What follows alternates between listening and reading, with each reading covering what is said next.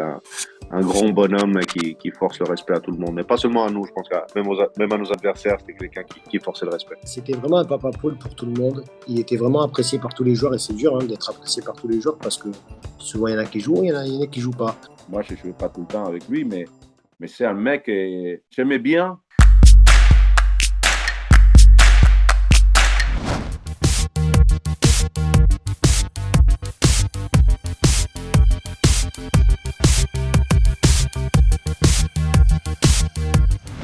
Pour moi, ça a été l'entraîneur qui a le plus compté parce que c'est lui tout de suite qui m'a lancé dans le grand bain. Je pense que c'était quelqu'un qui forçait le respect, que ce soit par rapport à sa connaissance du football, mais surtout par rapport à sa personnalité. Avec sa présence, sa gros bois comme ça. Très bon entraîneur, mais il arrive dans un contexte qui est pas facile. Il arrive en cours de saison. Albert Raymond, il s'est fait évincer, on était 19e. Il fallait un petit peu quelqu'un qui secoue un petit peu tout ça. Et puis, je pense qu'Eric a eu un énorme impact sur, pas seulement sur l'équipe, mais sur tout le monde olympique de Marseille. Il s'est mis l'équipe dans la poche avec un vrai mélange d'autorité et de gros caractère et puis de complicité incroyable. Quand je le voyais gérer un Taïwo à l'époque notamment, ou un Valbuena. Moi, le souvenir marquant que j'ai, c'est le premier match qu'on fait, je crois que c'est son premier match à Liverpool, où on gagnait 1-0 avec le fameux but du petit vélo. Il avait 3 jours pour faire une équipe, il avait dit, moi je connais personne à part Djibril Cissé, et il avait dit, moi les meilleurs joueurs joueront à l'entraînement, j'ai 3 jours, je vais voir, et puis je ferai mon 11. Et à la promenade, il m'avait dit, bon, tu jouais où avant, Libourne, t'as marqué combien de buts, et tu vas jouer ce soir.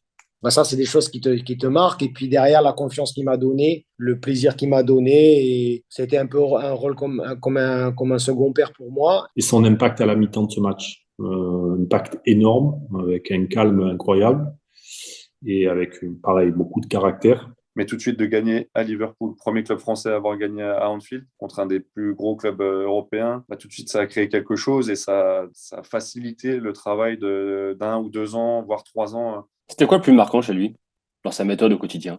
Comme moi j'étais capitaine, il prenait un petit peu plus de temps de passer avec moi. Et il m'avait dit que dans les 3-4 premiers jours avant d'arriver, il s'était regardé genre une trentaine de matchs.